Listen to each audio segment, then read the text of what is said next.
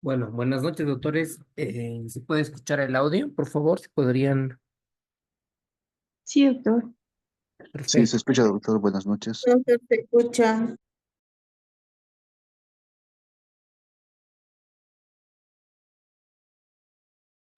Bueno, vamos con dos temas de la parte de gastroenterología. Una es cirrosis hepática.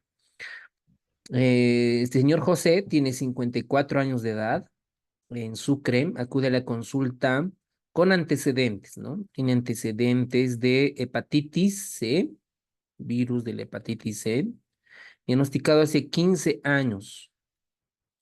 Refirió que dejó de consumir alcohol hace 10 años tras haber tenido un consumo significativo durante más de 20 años. Además, consumía alcohol. En los últimos 6 meses ha notado un aumento de diámetro en el abdomen. Este aumento del diámetro, ¿qué pudiera ser? Asitis. Muy Así te bien. hizo. Hinchazón en las piernas, ¿no? Episodios de confusión mental. Esta confusión mental, ¿qué pudiera tratarse? Síndrome Encefalopatía de Wernicke. hepática. Encefalopatía hepática. Encefalopatía metabólica. Eso, muy bien, una encefalopatía hepática. Muy bien, o sea, encefalopatía metabólica y dentro de la metabólica la hepática, ¿verdad? Ha perdido peso 8 kilogramos. Un paciente con ascitis debería de ganar peso. Ha disminuido el peso, entonces probablemente nosotros podremos sospechar que el paciente tiene neoplasia. El examen físico se lo nota histérico. Vemos en la palma de las manos que está con telangiectasias en pecho, en los hombros. Tiene abdomen distendido por la citis y aquí se realiza la paracentesis. Miren dónde está, en el flanco derecho, perdón, izquierdo o en la fosa ilíaca izquierda. Ahí es donde se realiza la paracentesis. El edema periférico en extremidades inferiores puede ser por la hipoalbuminemia secundaria, la cirrosis, hepatomegalia, la palpación y una encefalopatía leve porque el paciente tiene confusión y asterixis, ¿no? Entonces, claramente es un paciente con descompensación de la insuficiencia hepática crónica. Entonces, le hacemos signos vitales y le pedimos laboratorios, ¿no? Dentro del laboratorio, obviamente, le vamos a pedir un hemograma, glucemia, creatinina, NUS, electrolitos. Y lo que más nos interesa es el perfil hepático. El perfil hepático. Y también para valorar necesitamos cómo están las proteínas totales, cómo está la albúmina, los tiempos, sobre todo recuerden que el hígado participa en los factores de coagulación, vitamina K dependientes. Ahorita ya van a ir recordando cuáles son los factores de coagulación vitamina K dependientes. Entonces veamos. Tiene una bilirrubina de 3,5, está elevada, lo que nos refiere si es a predominio de la directa o indirecta. Albúmina de 2,5, entonces esperarse, ¿no? Y un paciente con hipoalbuminemia. ¿Por qué?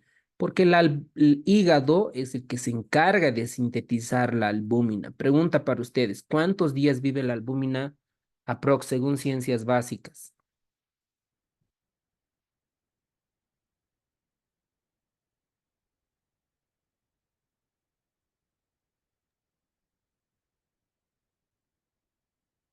Pueden preguntar al SAM GPT o a Google. 15, 20 días, doctor. Ok, muy bien, 21 días aprox, ¿verdad? Pues unos 21 días. Por eso la albúmina no es tan importante en insuficiencia hepática aguda, es más importante en insuficiencia hepática crónica. INR, ¿por qué creen que en un paciente con cirrosis esté prolongado el INR? ¿Por qué? Porque tarda en sangrar, tarda en coagular, ¿no, doctor? Porque el Pues hígado sería cuando se eleva del participa, INR.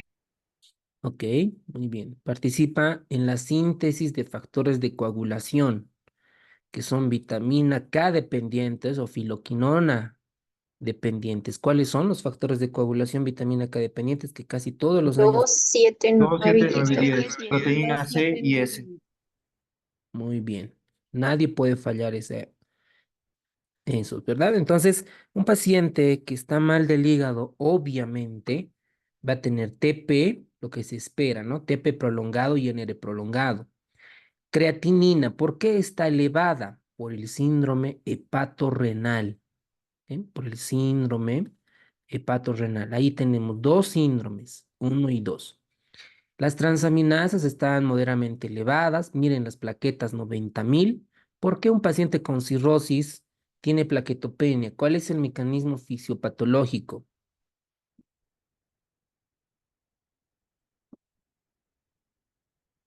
Por la hipertensión portal. La hipertensión portal hace que el bazo crezca, ¿no? Y por otros factores más de crecimiento y el bazo hace que secuestre plaquetas. Obviamente también puede ser por pérdida de plaquetas, por sangrado, pero lo más importante que acá es la hipertensión portal por el aumento del vaso. Y este caso, miren, a este caso le piden una alfa-fetoproteína. Al alfa-fetoproteína marcador, ¿en qué patologías oncológicas se eleva este biomarcador oncológico? Cáncer de hígado, doctor. En muchas, pero preferentemente el cáncer de hígado, ¿ok? Entonces le piden una ecografía hepatológica principalmente y evidencian cirrosis, datos de cirrosis, una citis moderada, esplenomegalia, miren, este esplenomegalia es la que secuestra calcio, por eso calcio digo plaquetas y por eso hay plaquetopenia y identifican nódulos, miren, nódulos hepáticos que sugestivos de hepatocarcinoma. Entonces, ustedes recuerden, cuando un paciente entra a cirrosis, un factor de riesgo importante para que el paciente pueda tener cáncer, ¿verdad? Entonces, hepatocarcinoma. ¿Cuál es el diagnóstico? Una cirrosis hepática descompensada. El otro nombre sería una insuficiencia hepática crónica descompensada. ¿Secundario a qué? A dos cosas, hepatitis C crónica probablemente igual la hepatitis alcohólica que en algún momento tuvo, que causa cirrosis, y posiblemente el hepatocarcinoma que esté presente, ¿ok?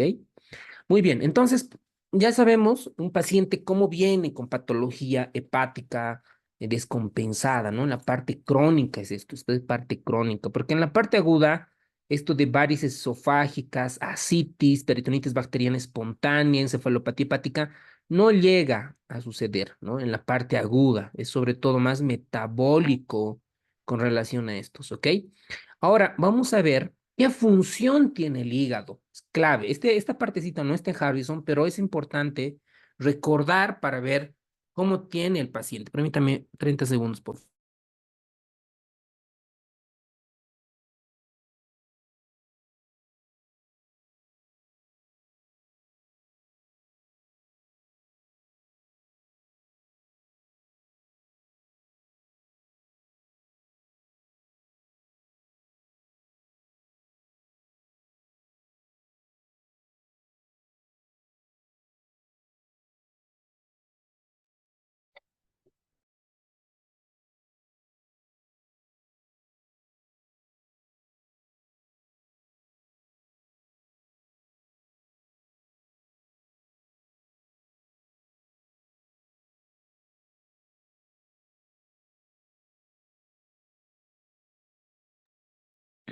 Ok, entonces, veamos. Primero tiene funciones metabólicas el hígado, función metabólica, tiene la función de desintoxicación y tiene la función sintética. Tres cosas principales el hígado. Dentro de la metabólica participa en el metabolismo de los azúcares, carbohidratos, lípidos y proteínas. ¿Qué es lo que hace? El hígado normalmente se encarga de metabolizar, de calcular los niveles junto con la insulina, glucagón y otras, la glucosa. Entonces puede sintetizar cuando un paciente, por ejemplo, entra en ayunas, ¿no? Entra en ayunas, el hígado es el que se encarga de dar azúcar al cuerpo. ¿Cómo? Mediante glucogénesis, ¿ok? Glucogénesis, es decir, la conversión de formar glucosa. Luego, tenemos la glucogenólisis. ¿Qué es el glucógeno, doctores? Glucógeno. ¿Qué es el glucógeno? forma de depósito, ¿no? De la Azúcar. glucosa. Eso, muy La bien. forma en la que la glucosa se almacena en el hígado. Exacto, ¿no ven? Entonces, cuando nosotros consumimos mucha azúcar, mucha glucosa, y se almacena, ¿no? Como glucógeno en el hígado o en la parte muscular también. Entonces, cuando una persona entra en ayunas, este glucógeno se convierte en glucosa, por eso es glucogenólisis. ¿Qué voy a lisar? ¿Qué voy a partir? El glucógeno en pedacitos de glucosa. Ahora, cuando la glucosa se convierte en glucógeno, ¿cuál es el nombre?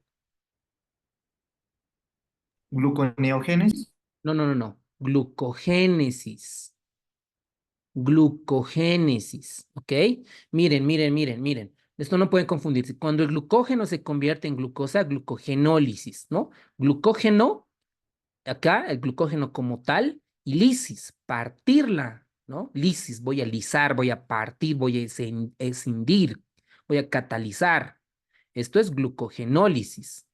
Cuando voy a convertir de glucosa a glucógeno, eso es glucogénesis. Gluco, formar glucógeno, génesis, ¿no? Génesis es formar, crear. ¿Se acuerdan de la Biblia? De Génesis, ¿no?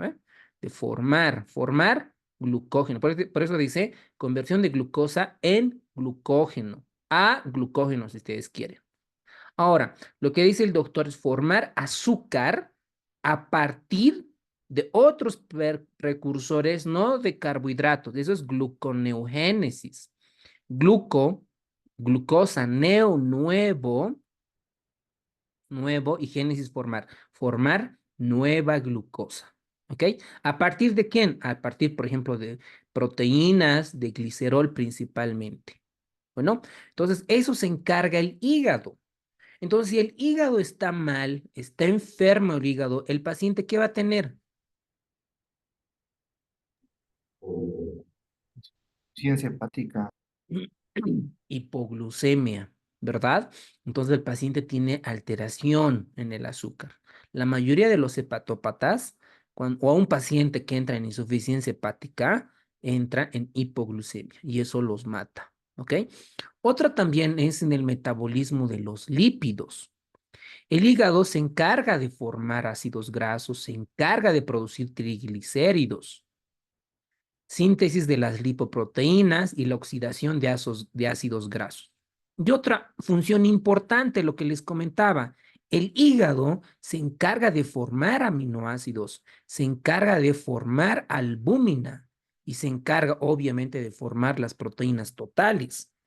Entonces, un paciente que está mal del hígado, está con cirrosis hepática, ¿qué tiene? Hipoalbuminemia, hipoproteinemia. ¿Ok? Muy bien.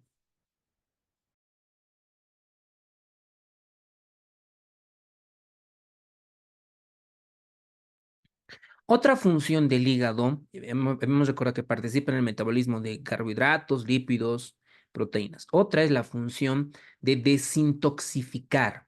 Todo lo que nosotros el paracetamol, el ibuprofeno, el Refrianex, todos los medicamentos, el que elimina, el que metaboliza es el hígado.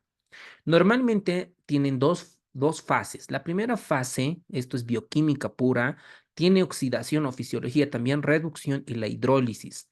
Es donde en varios pasos donde modifican las drogas, los fármacos para aumentar sobre todo la solubilidad.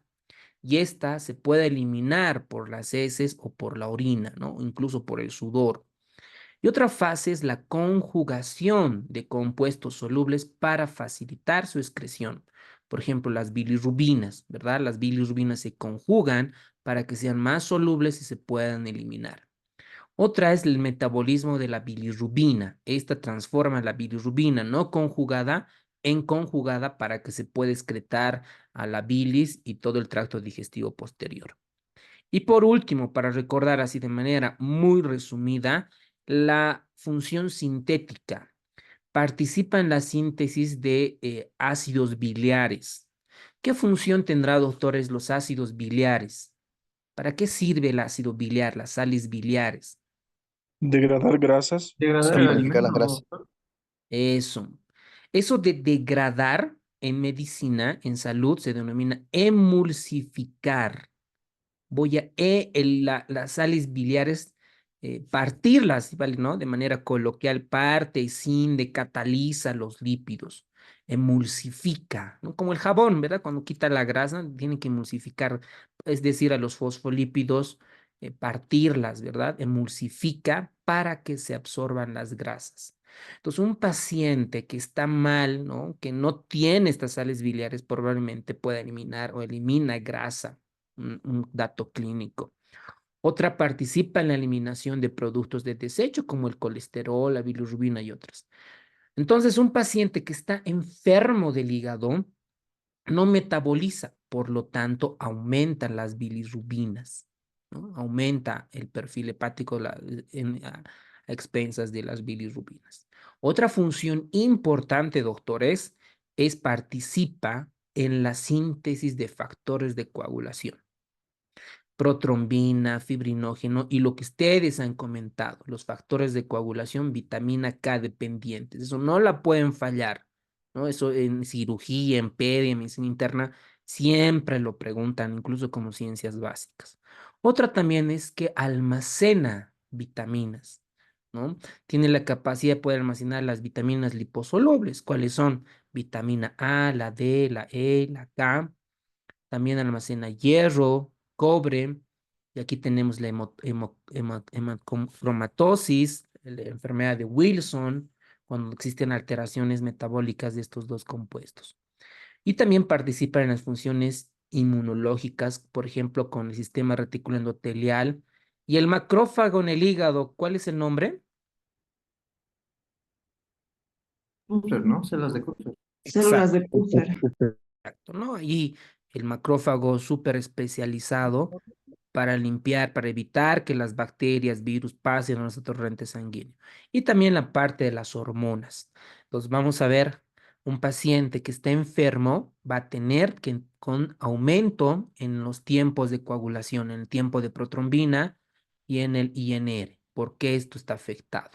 También un paciente va a tener hipovitaminosis, principalmente con ADK, puede tener anemia por deficiencia de hierro, alteración del sistema inmunológico y metabolismo anormal de insulina, glucagón y otros. Por ejemplo, vayan pensando, ¿por qué un paciente con cirrosis tiene ginecomastia? ¿No? ¿Qué hormona es la que está involucrada, la que tarda en su metabolismo de eliminar, ¿no? Entonces, eso es la fisiología del hígado de manera resumida.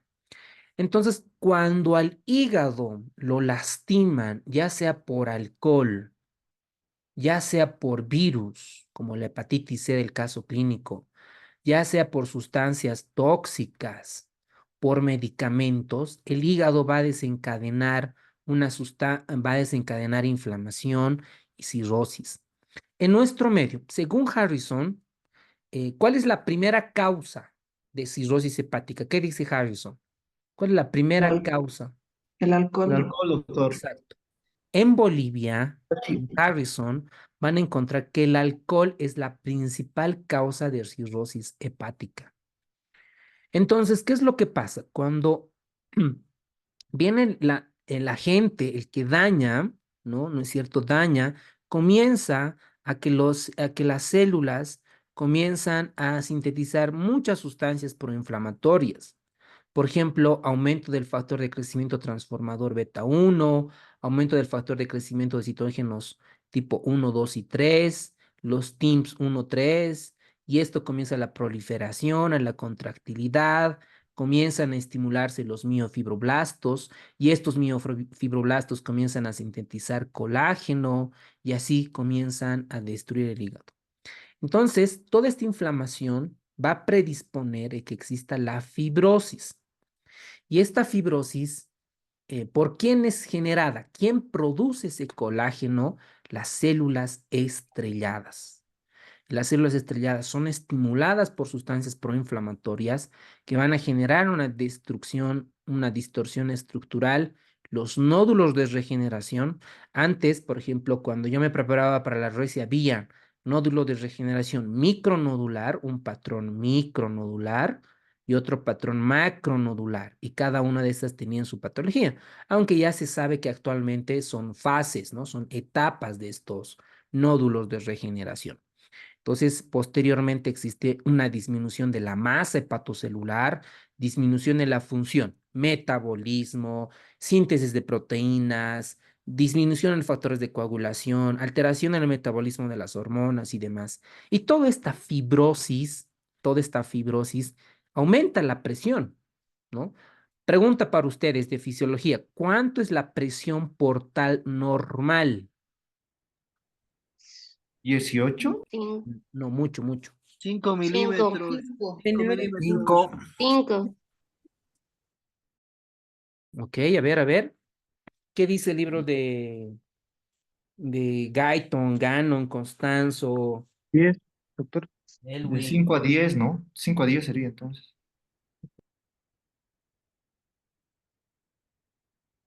En un ratito, mi Mac va a explotar, no sé qué tiene. Menor a 5. Eso, muy bien. Por ahí está, por ahí está. Menor a 5. Sí, sí, sí. Un ratito voy a apagar.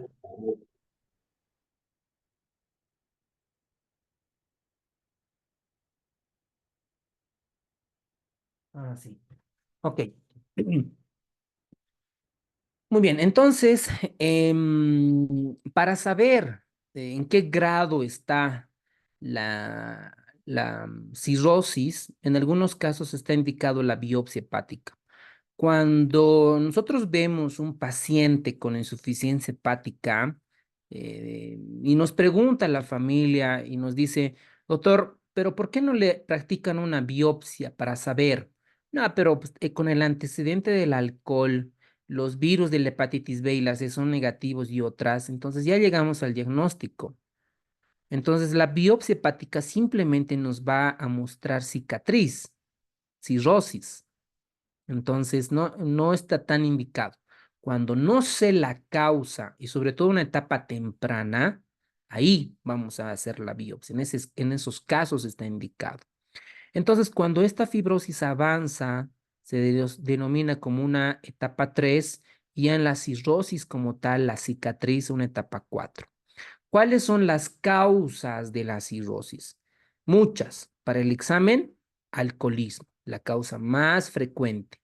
De los virus de la hepatitis, ¿cuál es la que más produce? La B y la C. Y esto ayer ya hemos hablado en cuanto a los porcentajes. Nada más para recordar, por ejemplo, para que un paciente con virus de la hepatitis C, ¿en qué porcentaje puede llegar a una cirrosis hepática? 10%. 10%. No. La B, habíamos dicho, que es 50, 5 a 10. 70%. Eso, doctora. Muy bien. Otra vez, ¿cuánto? 50, 70. Exacto, ¿ok? Entonces no pueden olvidarse esos porcentajes. Esta de la B creo que ya la están dominando, de la C lo acaban de comentar. No pueden olvidarse.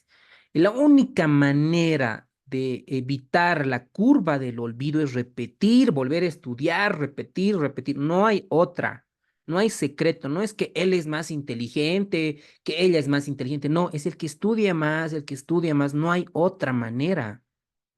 No hay otra manera. Entonces, esto de los porcentajes, si no recuerdas ahora, volví a leer el libro de Harrison. Te va a tardar un minuto. Y puede ser que por esa pregunta ingreses o no ingreses a la residencia. Y es la única diferencia, no hay otra recomendación. ¿Ok? Entonces, luego tenemos la hepatitis autoinmunitaria, la estatosis hepática no alcohólica, la cirrosis biliar, ya sea primaria, esclerosante primaria, o la colangiopatía autoinmunitaria, la cirrosis cardíaca, sobre todo por falla ventricular derecha, hepatopatía metabólica hereditaria, la hemocromatosis, Wilson, la deficiencia de alfa-antitripsina, fibrosis quística, la cirrosis criptogénica, la que no sabemos por qué es. ¿Qué es para el examen? ¿Qué tienen que recordar? Alcoholismo. Listo, es suficiente para esto. ¿Ok? Muy bien. Vámonos ahora a la patogenia. ¿Cómo es que el hígado se va tronando? Esto es en el alcoholismo. ¿Ok? Ayer hemos visto por el virus. La hepatitis autoinmunitaria tiene otra fisiopatología. ¿Ok? Este es por alcohol. ¿Ok? Principalmente el etanol dentro de ellas. El etanol sabemos que se absorbe principalmente en el intestino delgado, pero también se absorbe en el estómago. Entonces, este etanol llega, ¿no? Llega, se absorbe por el intestino delgado. Hay una enzima, la que inicia el metabolismo, que es la alcohol deshidrogenasa. Esta, alcohol deshidrogenasa. Al etanol, el 80% lo va a metabolizar en acetalaldehído. Ese acetalaldehído tiene su propia enzima, ¿no? O hay una enzima que es la aldehído deshidrogenasa. La aldehído deshidrogenasa la escinde y la convierte en acetilcoenzima A y acetato. Y el acetato entra al ciclo del ácido cítrico para formar dióxido de carbono y el protóxido de hidrógeno, que es el agua. Mientras que la acetilcoenzima A entra al ciclo de los ácidos grasos. Entonces uno se pregunta, ¿por qué un paciente que consume mucha bebida alcohólica, el hígado está graso? Tiene esta esteatosis hepática por este mecanismo. ¿Cuáles son las dos enzimas principales? La alcohol deshidrogenasa y la aldehído deshidrogenasa genera acetilcoenzima A y esto entra a ácidos grasos y el hígado se convierte graso, llega en esteatosis hepática, ¿no? Entonces, uno se pregunta, doctor, ¿por qué tengo hígado graso? ¿No? Entonces, una es que puede ser que consuma mucho alcohol. Otra, el 20% va por otros metabolismos como los sistemas microsómicos oxidantes de etanol, ¿no? Son varias enzimas de este sistema que van a producir el acetalaldehído y se queda ahí, ¿ok? Ahora, entonces, dentro de estas, sobre todo cuando el metabolismo del alcohol participa el alcohol deshidrogenasa, el sistema microsómico oxidante, ¿no? Que es en este 20% y la catalasa peroxisómica. ¿Qué es lo que pasa? ¿Qué es lo que hace este etanol en todos sus metabolitos finales? Aumento de la captación de ácidos grasos. ¿A qué lleva esto? A esteatosis hepática. Esteatosis hepática. Acumulación intracelular de triglicéridos, esteatosis hepática.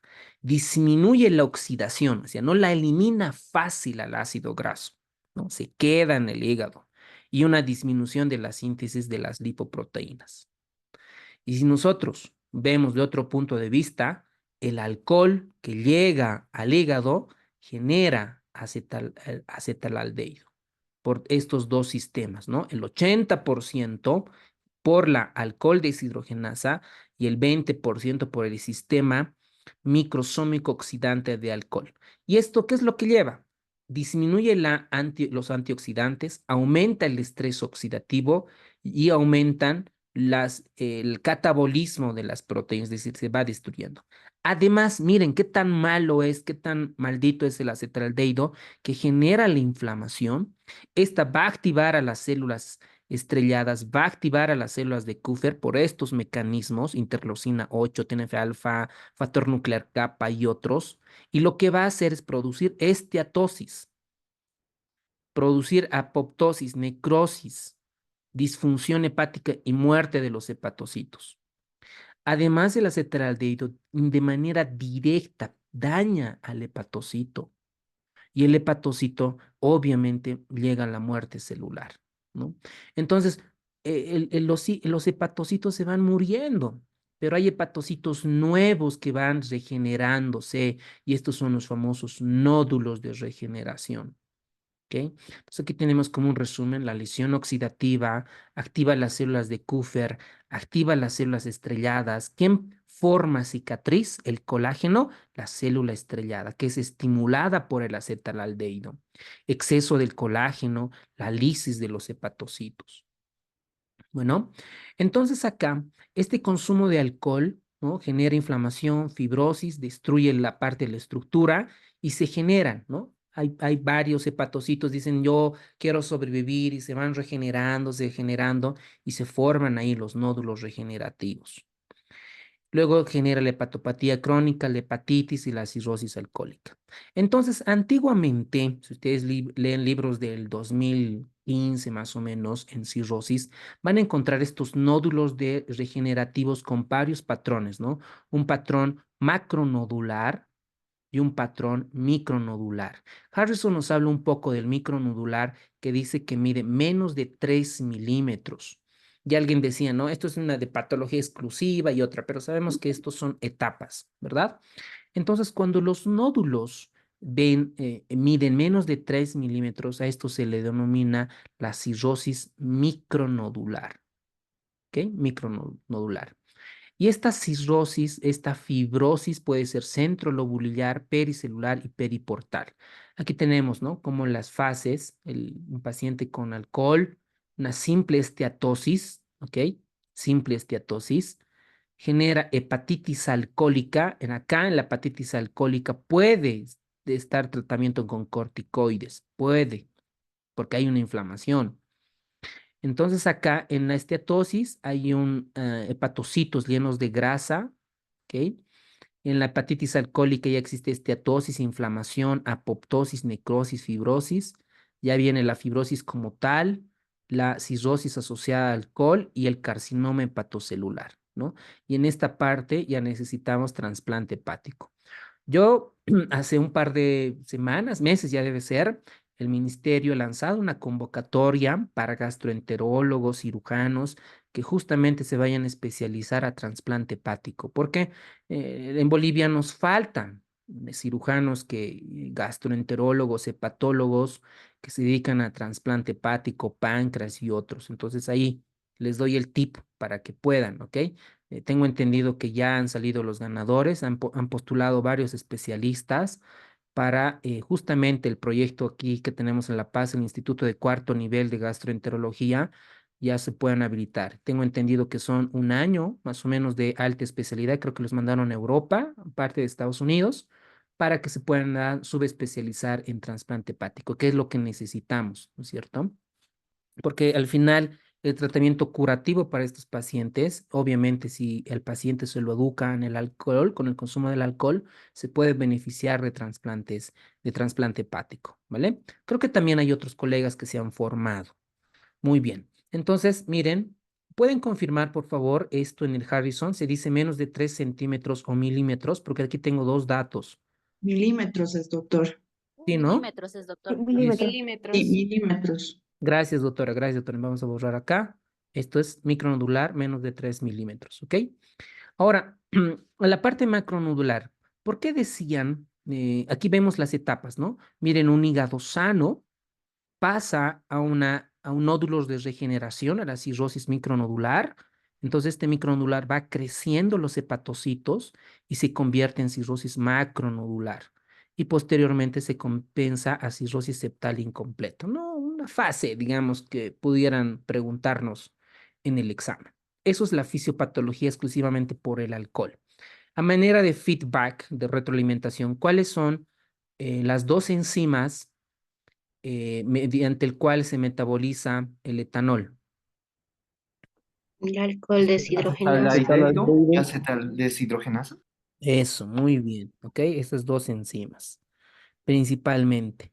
Y de toda esa cadena, el etanol, ¿ok?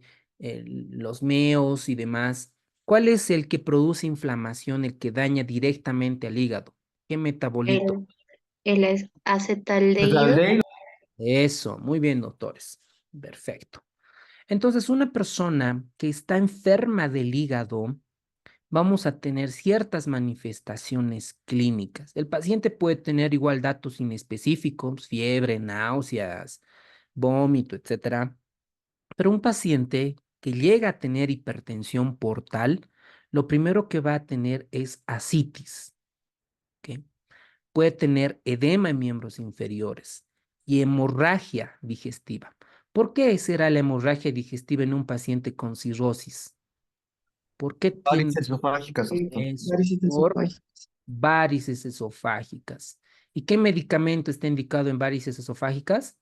Octiótrido, doctor, pero Propranolol. somatostatina también se puede dar como curativo. Eso, muy bien. El octreotide en la parte aguda y en la parte crónica, Propranolol. beta bloqueante no selectivo, ¿verdad? El propranolol. Muy bien, doctores. ¿Y la endoscopía a las cuántas horas debe estar indicado se la debe realizar?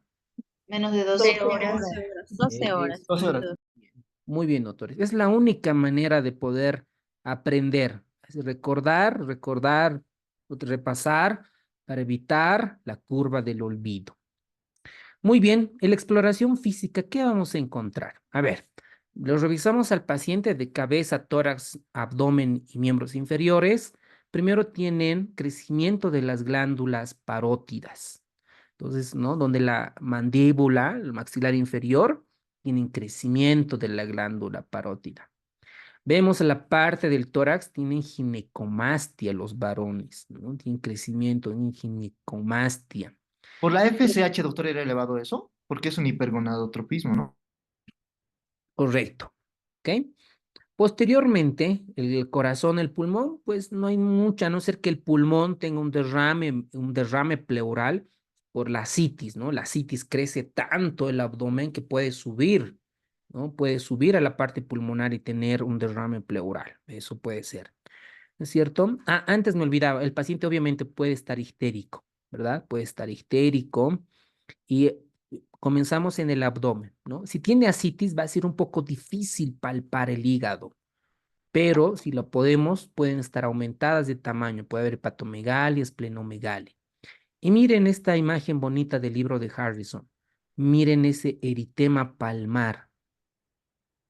Miren, tiene una localización periférica. Miren cómo están los dedos, bien rojitos, eritematosos.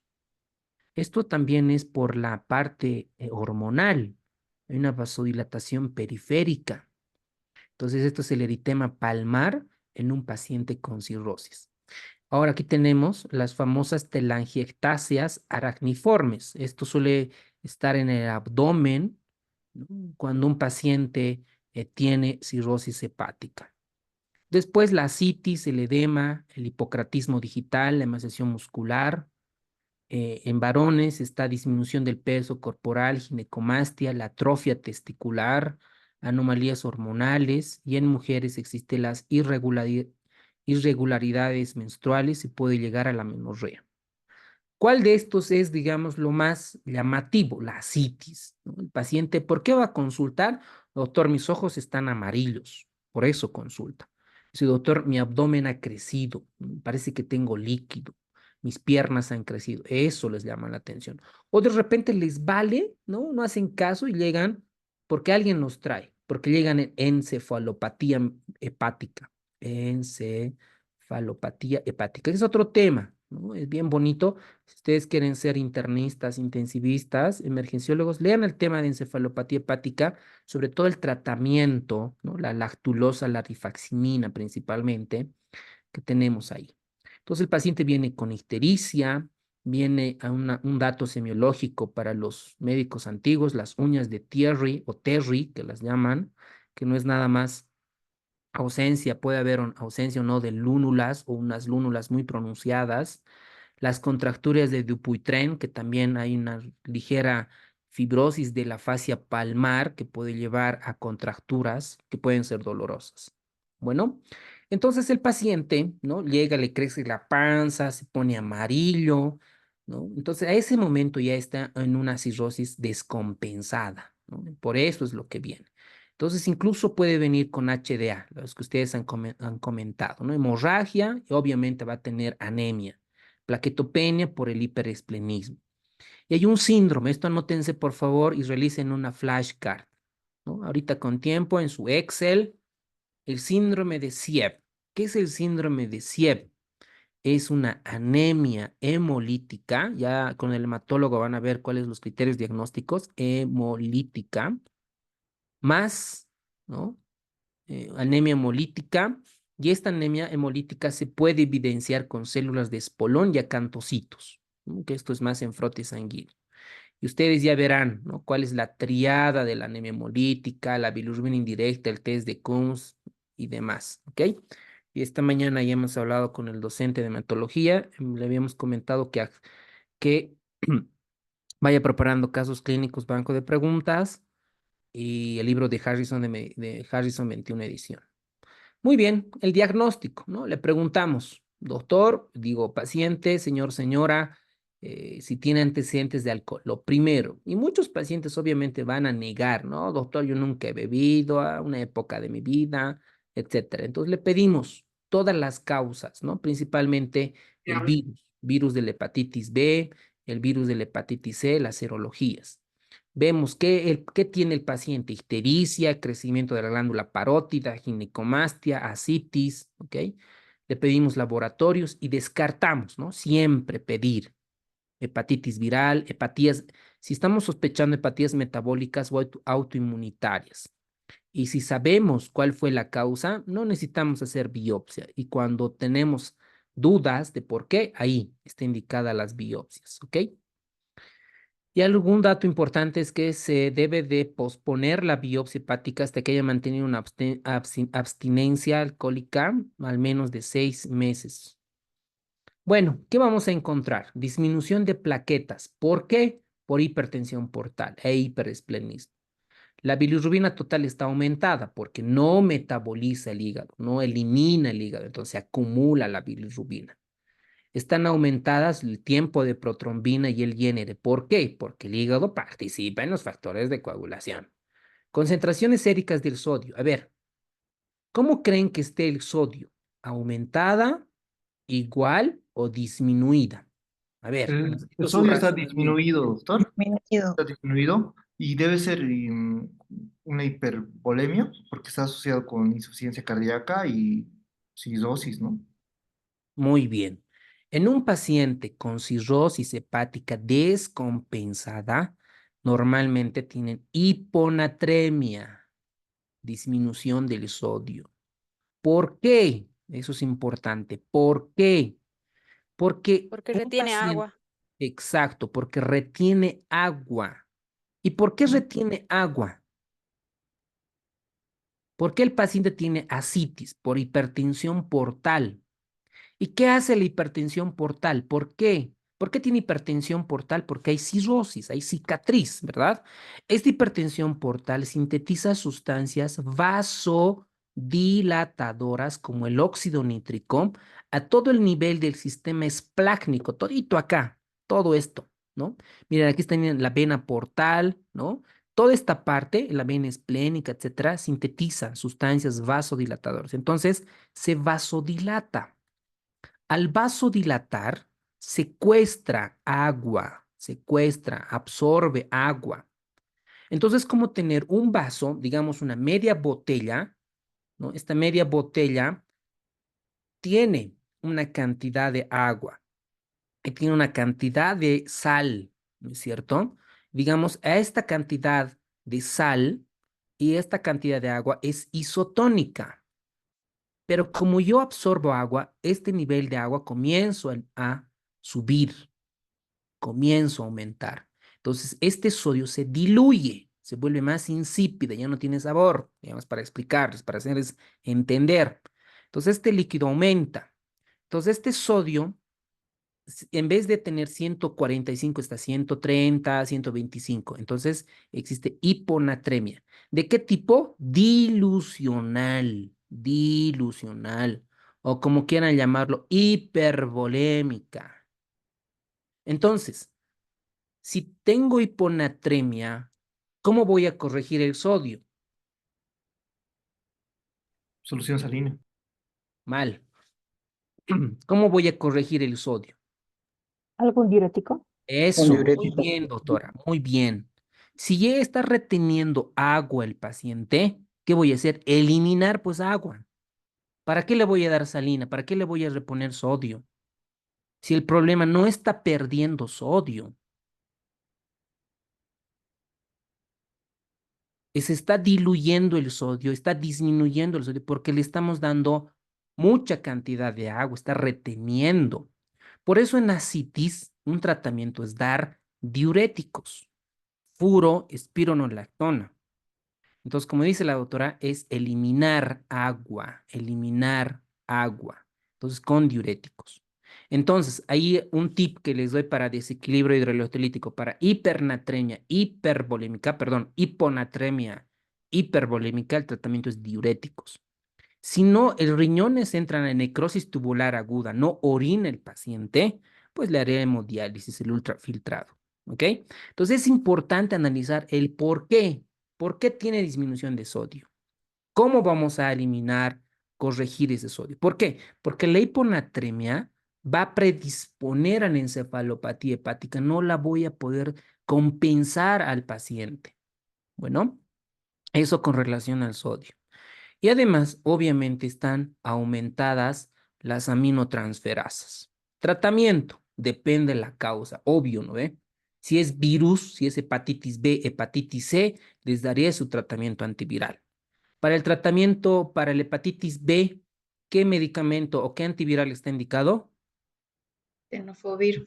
Tenofovir, Eso, muy bien, doctores. entecavir, Tenofovir. Si tiene lesión renal, entecavir, entecavir. Muy bien. Para el virus de la hepatitis C, ¿cuál es el antiviral de elección? Interferón Interferón interferón, pegilado. Eso, muy bien, doctores. Así, la única manera es poder repetir. La ribavirina, ¿no? Para la hepatitis E, ¿no? También está indicado la ribavirina. sintomático. Muy bien. Muy bien, doctores. Ahora, cuando existe hepatitis, miren esto, cuidado, no es en todas las fases.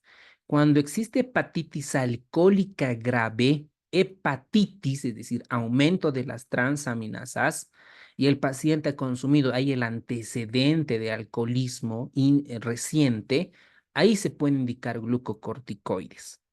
En esta fase, creo que aquí teníamos un esquema, acá, este esquema, miren, un hígado normal, esteatosis simple, hepatitis alcohólica. Acá, doctores, cuando no hay todavía fibrosis, en esta hepatitis alcohólica se puede, no es que se puede, está indicado administrar corticoides a este tipo de pacientes, ¿ok? Glucocorticoides.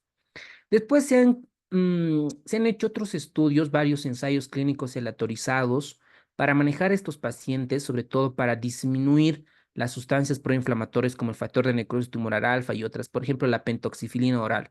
La verdad es que las guías de práctica clínica del mundo de la hepatología no hay, ¿no?, mucha evidencia, pero Harrison nos comenta de la pentoxifilina oral. También se han hecho ensayos clínicos con infliximab, etanercept y algunos otros esteroides anabólicos, ¿no? Para ver, que vean, ¿no? Pero lamentablemente no hay ningún medicamento que diga regenera hepatocitos, regenera, ¿no? Cuando ya llega la fibrosis, ya es probablemente ya es irreversible, ¿ok? Ahora, eso es con relación al alcohol. Miren con relación a la hepatitis C. El hepatitis C. Habíamos visto que ayer un 50, el 70, 75% los que se contagian del virus de la hepatitis C van a llegar a cirrosis hepática. ¿Qué dice en esta parte? Dice que los pacientes que tengan contactos, que se hayan infectado con el virus de la hepatitis C, el 80% van a cronificar. Y de estos que van a cronificar, del 20 al 30 van a llegar a cirrosis hepática. ¿Qué es lo que le caracteriza? Porque dentro del hígado vamos a encontrar que tiene una fibrosis en la base portal, formación de nódulos, aparición de cirrosis de un hígado pequeño retraído. ¿Qué va a tener en la biopsia? Cirrosis micronodular y macronodular. Bueno, eso con relación. Ahora, entonces es como llega a hepatopatía, puede tener la clínica similar, fatiga, malestar, dolor superior al hipocondrio derecho. Y sabemos que el genotipo 3 es que puede presentar con esteatosis hepática. También el virus de la hepatitis B genera cirrosis hepática, ¿no? El 5% padecerá de forma crónica. Habíamos visto ayer hasta el 10%. El mismo libro de Harrison cambia sus porcentajes. Y el 20% tendrá cirrosis. Tratamiento, obviamente depende, ¿no ve? Si es el alcohol, abstinencia al alcohol. No hay otra, no hay un medicamento eficiente para dejar de beber. Probablemente ahí esté la terapia conductual. En virus de la hepatitis B, el tratamiento antiviral, ¿ok? Para hepatitis C, el interferón pegilado, la ribavirina, una duración de 8 a 12 semanas. Y pues ahí tenemos, depende del tratamiento. Ahora, otra, así, un tema igual súper alucinante que me encanta mucho esto, es los pacientes con hepatitis autoinmunitaria.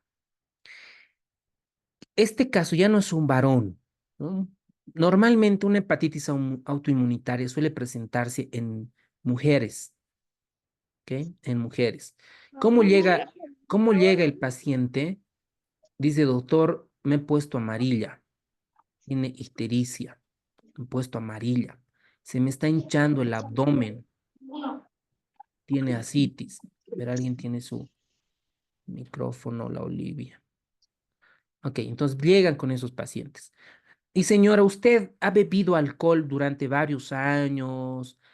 ¿Ha tenido contacto sexual por personas que tengan hepatitis B o hepatitis C o algo así? Y sus laboratorios salen negativos.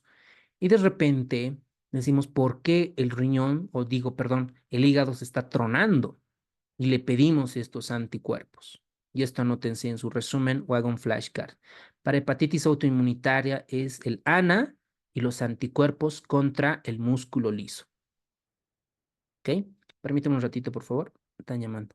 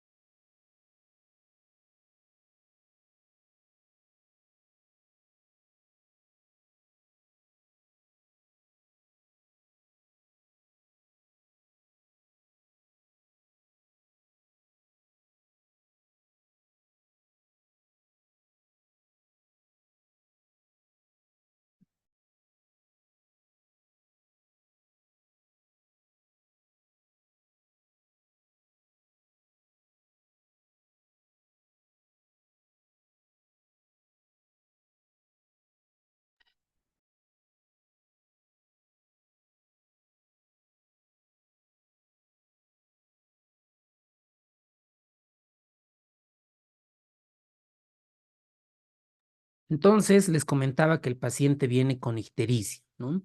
Entonces, hay dos cosas ahí. Una mujer, ¿no? Un caso clínico que viene una dama con ictericia, asitis, y es negativo para hepatitis B, para hepatitis C, alcohol, le tienen que pedir estas cosas. Primero, los anticuerpos antinucleares, ANA.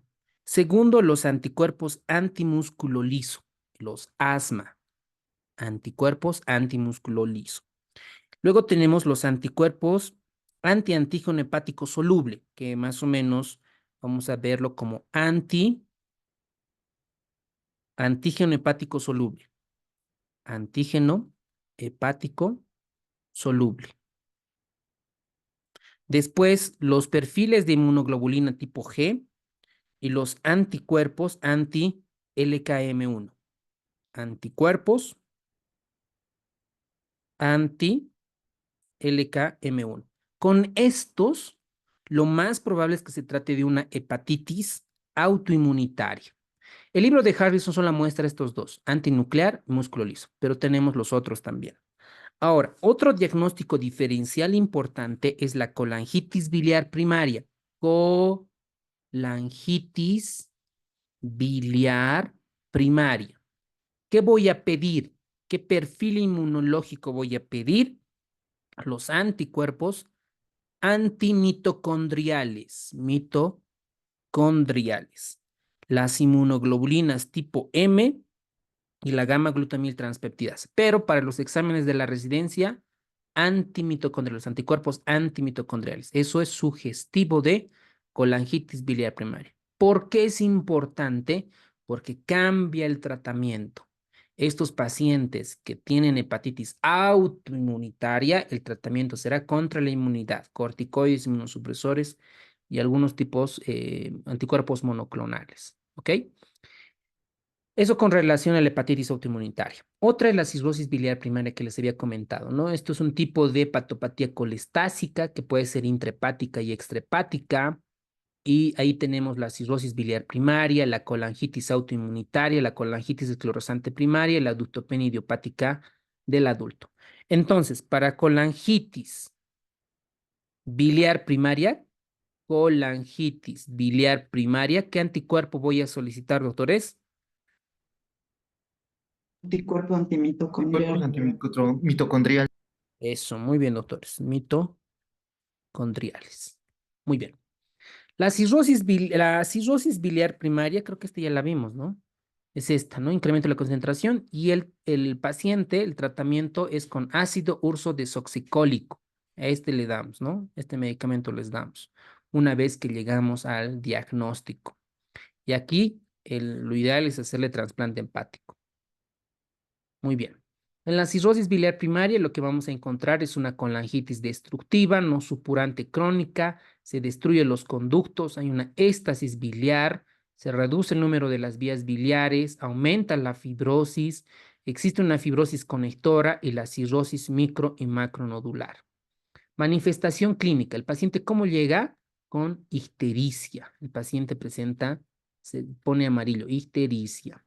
Y muchos de estos pacientes, miren esta imagen, así vienen como esto.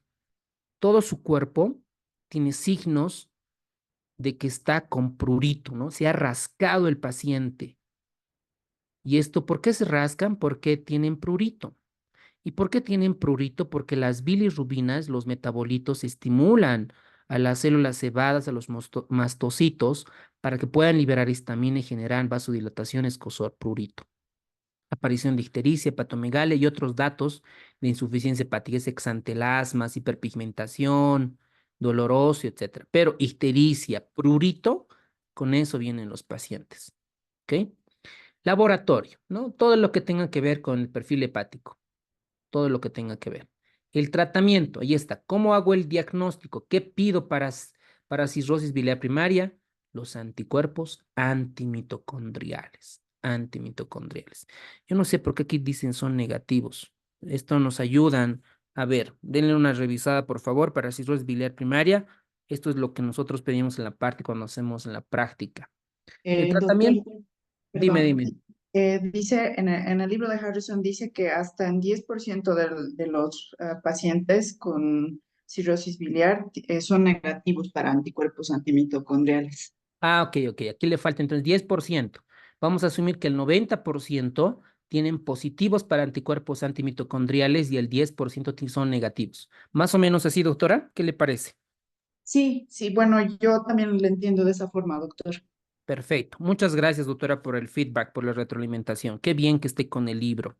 Lo más probable es que ingrese a la residencia médica si continúe en ese camino. Otro, a ver, otro anticuerpo que recuerde, por ejemplo, yo no me acuerdo mis resúmenes de esto, es la colangitis esclerosante primaria. Colangitis esclerosante primaria. Este anticuerpo para esta enfermedad, sobre todo, son los P-ANCAS, que son los anticuerpos citoplasmáticos antineutrófilo perinucleares. P-ANCAS. Ya con eso les doy todo mi tip, todo mi resumen de estos anticuerpos para estas patologías, ¿ok? Ya con eso ya la tienen completo.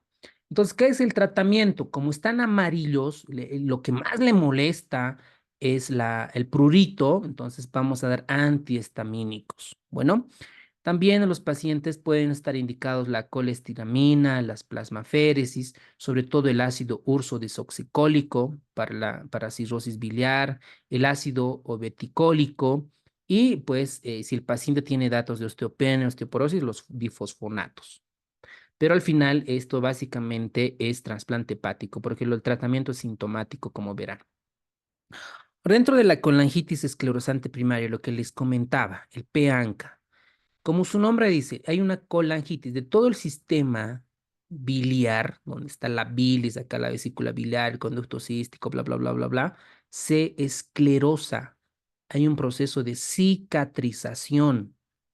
Entonces, lo que lleva es un patrón colestásico crónico que se caracteriza por la inflamación, afecta todo el árbol biliar y origina colestasis crónica, obstrucción, obviamente, de todito esto, por eso el paciente tiene una gran ictericia, gran prurito, cirrosis biliar, hipertensión portal e insuficiencia hepática. ¿Cómo llega el paciente? Con esteatorrea, deficiencia de vitaminas liposolubles, prurito, miren, ¿no? El prurito siempre, ¿no? Es la primera causa de estos pacientes que vienen. Laboratorio, obviamente vamos a encontrar anormal todo el perfil hepático, todo el perfil. Y ahí está, el famoso P-ANCA. Entonces, espero que ya tengan su resumen, ¿no? Los anticuerpos antimitocondriales, ¿no? Desde acá, su resumen. el ANA, anticuerpo antimúsculo liso, para pacientes con hepatitis autoinmunitaria, el ANA, el asma, el antiantígeno hepatocito soluble, el anti-LKM1. Luego vimos, en su resumen, 1, 2, hemos hablado de la cirrosis biliar primaria. También hemos hablado de ¿dónde está? Cirrosis biliar primaria, los anticuerpos antimitocondriales y la colangitis esclerosante primaria supéaca. Entonces, con estos 3 ya están por encima de su competencia con estos. Más del 50% de los individuos van a presentar colitis ulcerosa. También vimos que en la colitis van a presentar, ¿no?, colangitis esclerosante primaria. ¿Cómo hacemos el diagnóstico de las colangitis esclerosantes? Con colangiopancreatografía por resonancia magnética. Entonces ustedes ven, ¿no?, por endoscopía, pueden introducir el contraste y ver la esclerosis de todo el sistema biliar. Entonces el tratamiento igual es como en el previo, incluso podemos ver dilataciones, ¿no?, por endoscopía para facilitar el paso de la bilis y obviamente se pueda excretar con normalidad.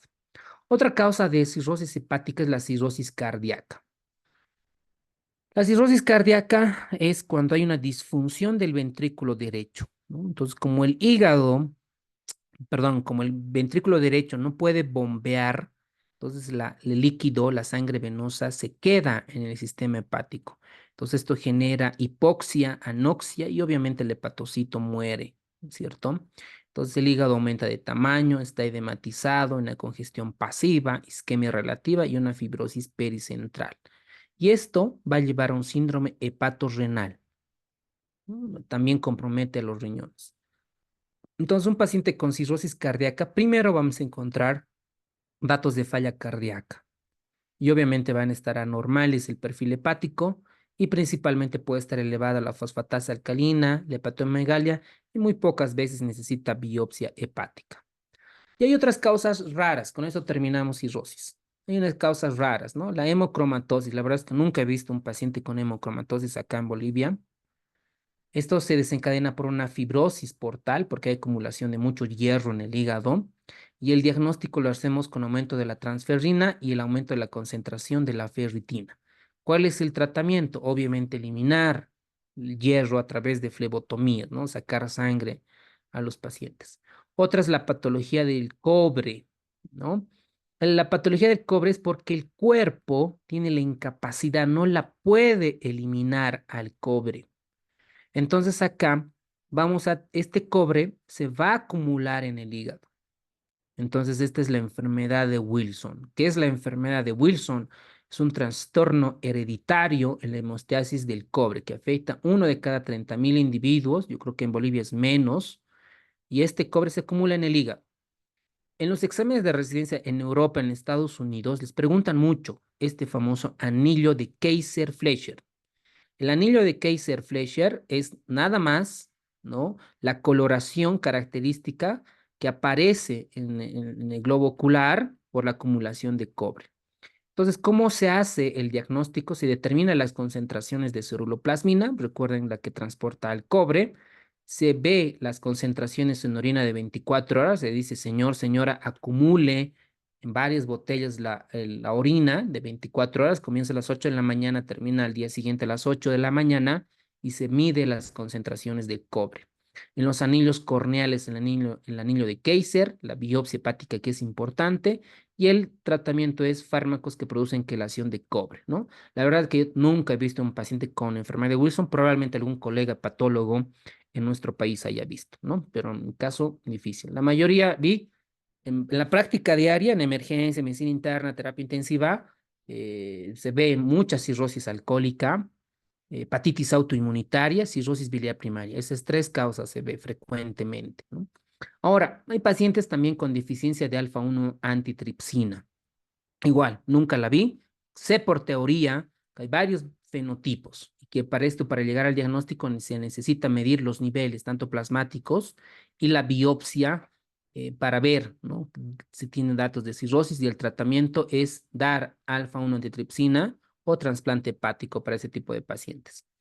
Fibrosis quística, yo creo que esto han visto más los neumólogos en la parte pediátrica porque afecta sobre todo la parte pulmonar. Entonces es un trastorno hereditario raro donde está afectado los canales del cloro. El punto, de manera resumida, es que el sudor, la secreción se vuelve muy espesa, no se la puede eliminar. También va a afectar o llega a tener un tipo de cirrosis de tipo biliar, y el tratamiento sintomático es el ácido ursodesoxicólico. Complicaciones. Esto tiene que ver mucho con fisiología, ¿no? Entonces, si el hígado está inflamado, está dañado, llega a tener fibrosis. Esta fibrosis lo que va a llevar es una hipertensión portal.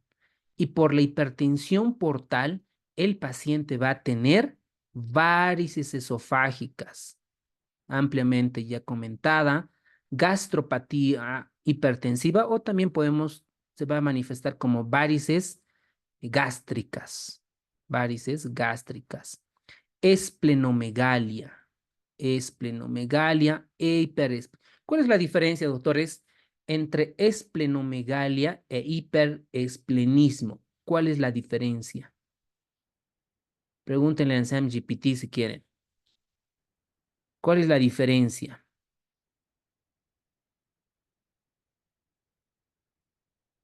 Los espero.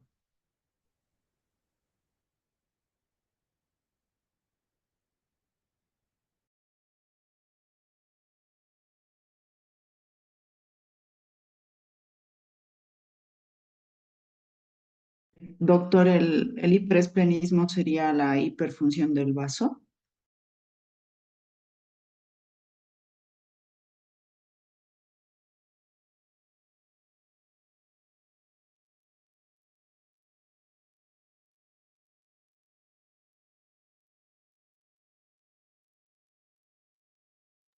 Lateral derecha asociado a una hidrocele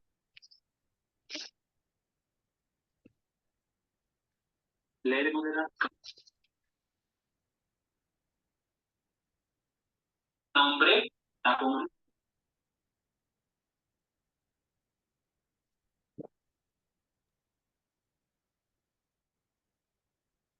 porque sí, son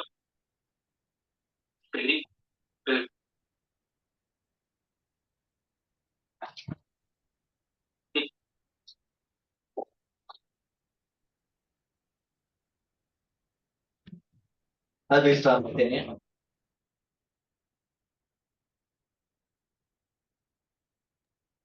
Muy bien. Las otras son el síndrome hepatorrenal, tanto tipo 1, tipo 2. La tipo 1 es aguda o hiperaguda, y la parte tipo 2 es un poco lenta. Luego encefalopatía hepática con todos los grados, el síndrome hepatopulmonar, el porto pulmonar, la desnutrición. Y obviamente estos pacientes vienen con trastorno en la coagulación por factores de vitamina K dependientes, trombocitopenia, por el hiperesplenismo o esplenomegalia. Lo que dice la doctora es totalmente correcto. La esplenomegalia es el agrandamiento del bazo, el hiperesplenismo y la hiperfunción del vaso. Osteopatía, ¿ok? Anomalías hematológicas, anemia, hemólisis, trombocitopenia y neutropenia. Todas estas son complicaciones de la cirrosis hepática. Entonces, ¿qué hacemos en la varices? ¿Cuál es el tratamiento? ¿No? Hacemos el diagnóstico con endoscopía y las ligaduras, ¿verdad? Con estroide, y a largo plazo con beta bloqueantes. Para gastropatía hipertensiva lo mismo. Para la esplenomegalia no hay un tratamiento como tal. Para la citis, ¿qué dice el libro de Harrison, doctores? ¿Qué vamos a dar? ¿Cómo vamos a tratar la asitis? Paracentesis. Eso, Paracentesis evacuatoria. Paracentesis. eso. Y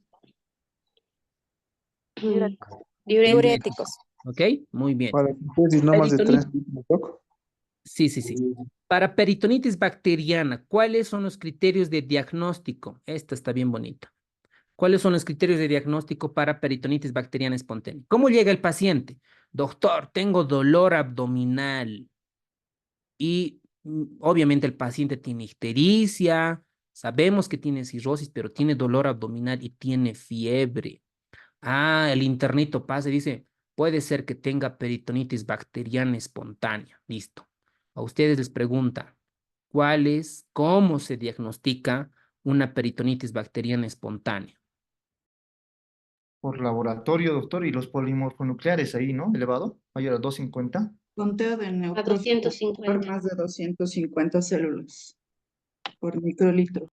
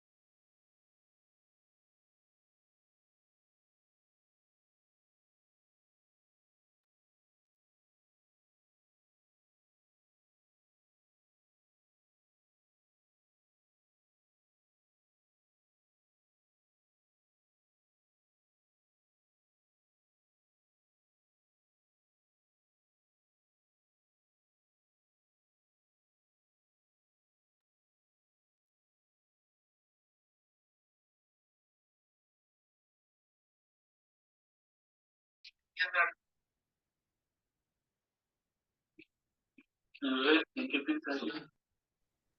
Doc, no se escucha. Audio.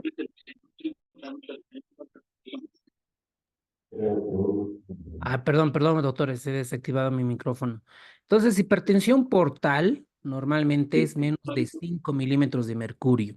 Entonces, cuando este Yo gradiente, tengo una artículo que está ya totalmente escrito. muy bien. Entonces, cuando aumenta ese gradiente de presión, más de 5 milímetros, ya tenemos, ¿no es cierto?, el diagnóstico de hipertensión. Entonces, esta hipertensión portal puede ser preportal, portal y postportal, que lo vamos a ver. En algunos de estos se debe prehepático. La causa más frecuente de hipertensión portal prehepática es la trombosis de la vena porta. Se puede ver. ¿Y cómo podemos diagnosticar, doctores, un paciente que tenga trombosis? ¿Qué estudio le pido? Dímero D, Doc. Ya, Ecografía Doppler.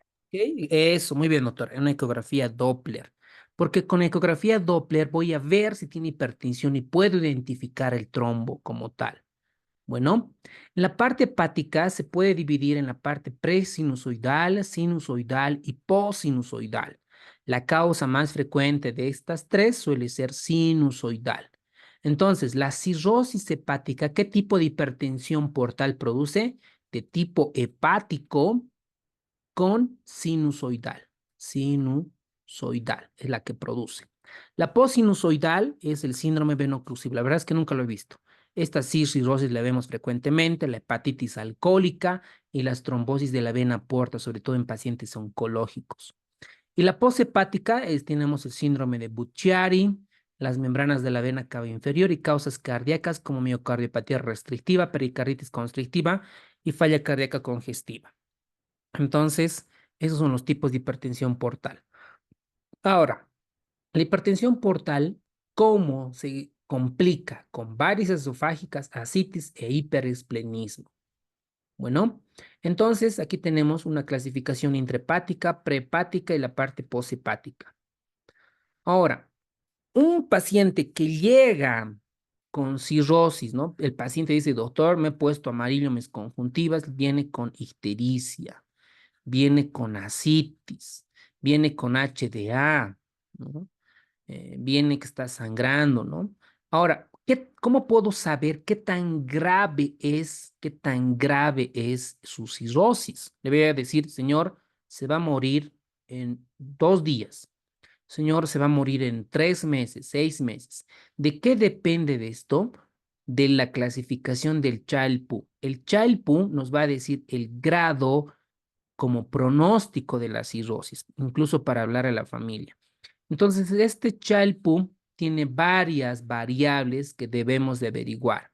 Entonces, tenemos el memotécnico BATEA, B de bilirrubina, A de albúmina sérica, T de tiempo de protrombina, E de encefalopatía y la otra A de ascitis, ¿no? Entonces, cada uno de estos va a tener cierto puntaje dependiendo del valor que tenga. Si la bilirrubina está menos de 2 miligramos de cilitro, tendrá un punto. Si tiene más de 3, ya tiene 3 puntos. Lo mismo va con los demás, ¿no? Ascitis ausente, 1 punto. Si tiene suprimida con medicinas, es decir, que está con diuréticos, 2 puntos. Y si es una ascitis refractaria que no mejora los diuréticos, 3 puntos. Entonces, dependiendo del puntaje, vamos a dar un pronóstico. Y la otra es el score de Mel. El score de Mel también nos ayuda a pronosticar y sí, sobre todo, nos va para trasplante o para trasplante hepático. Si yo quiero saber qué tanto va a ir, es con la clasificación del MELT. Tratamiento, ¿cómo mejoro la hipertensión portal? Primero, la endoscopía, sobre todo para ver si el paciente tiene varices esofágicas y si necesita ligadura esofágica. Control de la hemorragia. Si es un Child-Pugh A, es una clase A, puedo generar la derivación quirúrgica frente a TIPS, ¿no? Es decir, la derivación portosistémica y para trasplante hepático. Si es un Child-Pugh clase B o clase C, directamente va a trasplante hepático. Tratamiento endoscópico con antagonistas beta-adrenérgicos, el propranolol, y recién se considera un TIPS, posteriormente trasplante hepático. Entonces, eso es el manejo para trasplante. La citis, ustedes ven aquí en la imagen, es un paciente con un abdomen muy globoso. Aquí tenemos el signo de la medusa, puede tener hemorroides, datos indirectos de hipertensión portal. ¿Por qué sucede la hipertensión portal? Por vasodilatación esplácnica, óxido nítrico. Aumenta la presión esplácnica, forma linfa y se forma la citis. Otro mecanismo es por llenado arterial insuficiente, por lo tanto activa vasoconstrictores, hay factores antinatriuréticos y retención de sodio. Entonces un paciente llega. Ahora, ¿dónde se realiza la paracentesis? En la fosa ilíaca izquierda, ¿no? Cerca al flanco también. Entonces se pone líquido y se va saliendo. Acá al mismo tiempo se administra albúmina. Para ver, ya en la práctica verán, ¿no? Por cada litro cuántos gramos de albúmina le van a dar, etcétera, ya en emergencias, en gastro y medicina interna van a comenzar a ver. Si un paciente tiene ascitis resistente, es decir, que no responde a los diuréticos, ahí vamos a administrar o vamos a realizar la paracentesis, ¿ok? Lo que, como dice la autora, paracentesis evacuatoria, ¿ok? Y a esto administramos la albúmina. Realizamos restricción del sodio, una dieta con baja en sodio, más diuréticos. Se reacumula ascitis, se considera TIPS, ¿no es cierto? Que es la derivación portosistémica intrahepática transyugular. Se continúa, si no, con la evacuación de paracentesis y se considera el trasplante hepático. Acá esto no tenemos, ¿no es cierto? Ya supongo que en un par de meses, años, vamos a realizar trasplante hepático en la parte pública. En la parte privada sí, hay unos hepatólogos junto con cirujanos que pueden realizar. Muy bien, doctores, hemos terminado cirrosis hepática. ¿Alguien tiene alguna duda, consulta, pregunta para poder aclarar? Muy bien.